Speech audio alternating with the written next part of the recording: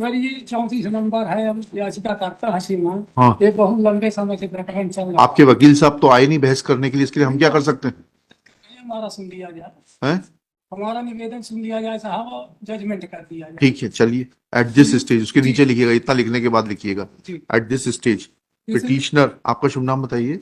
Ramlakhan Pandey. Shri petitioner Ramlakhan Pandey submits that he is disengaging his counsel and he be heard on merits of the case.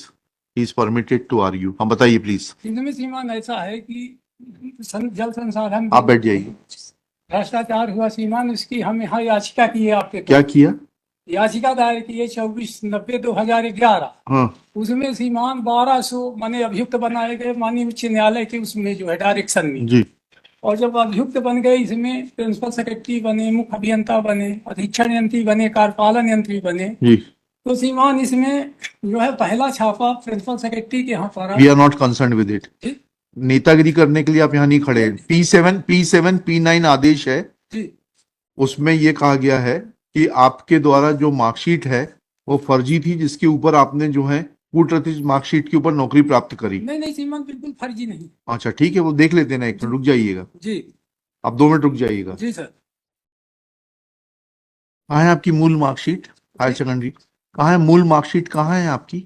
सीमान वो मूल marksheet मिलाने के लिए ले लिया विभाग, हमको वापस नहीं किया। कहाँ है उसकी पावती? मूल विभाग कहाँ है? पावती मूल विभाग मूल मार्कशीट देने के लिए जो आप सब सीमान दिए हैं, सब उसमें सबमिट हो गए। नहीं बताइए ना कौन सा डॉक्यूमेंट है ये सीमान हम बात के बताए देते हैं। हाँ। या के दौरान विवेचना से नहीं ऐसे नहीं, ऐसे बहस नहीं होगी। वक्त सुनिए पांडे जी, जी। दस्तावेज बताइए, कौन सा दस्तावेज को रिफर कर रहे हैं, वो दस्तावेज के हिसाब से बताइए। ये दस्तावेज है सीमान हमारे। ऐसे नहीं पकड़े जाते हैं दस्तावेज। पिटीशन में से बताइए कौन सा दस्तावेज है। ये मार्कशीट है सीमान हमारी 1981 की, जिसमें हम सप्लीमेंट्री रहे।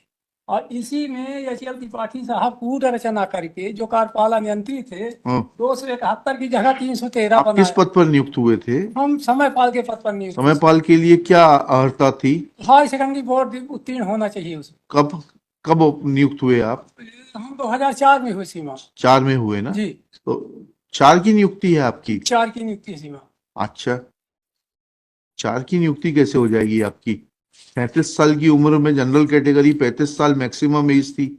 आपका नियुक्ति पत्र कहाँ है? अब नियुक्ति पत्र है सीमान, हम बताइएगा कहाँ लगा बताते हैं सीमान। हाँ बताइए ना। जी।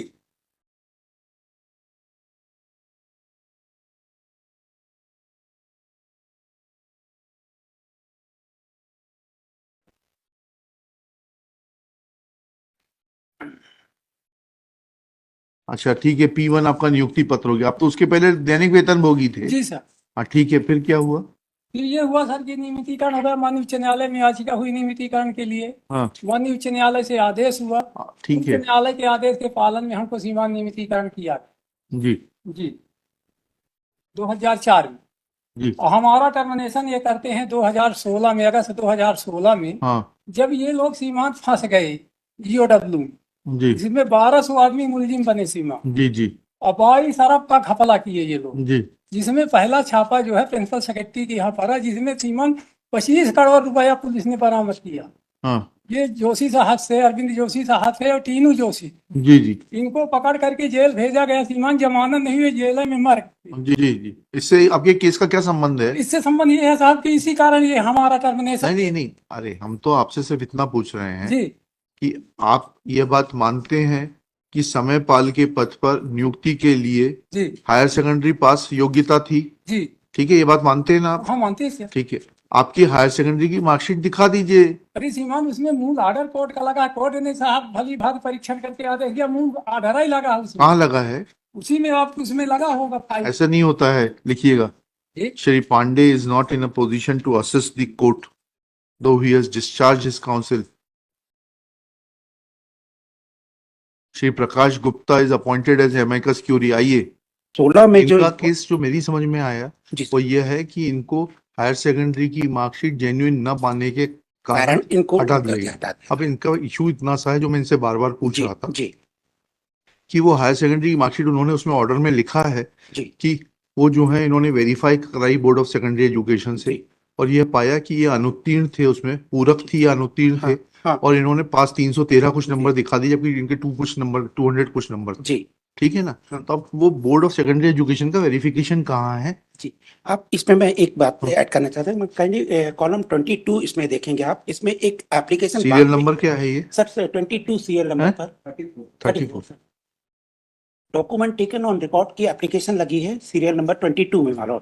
हाँ, अब अगर ये कह रहे हैं कि ये अंक सूचियां फर्जी थी और सबको, तो यहाँ पर जब प्रिंसिपल के सामने हमने कोर्ट में जब हमने नहीं डुप्लीकेट वो सब नहीं, हम तो सिर्फ इनसे इतना पूछना चाहते हैं जी कि वो कहाँ है बोर्ड ऑफ सेकेंडरी एजुकेशन का वेरिफिकेशन?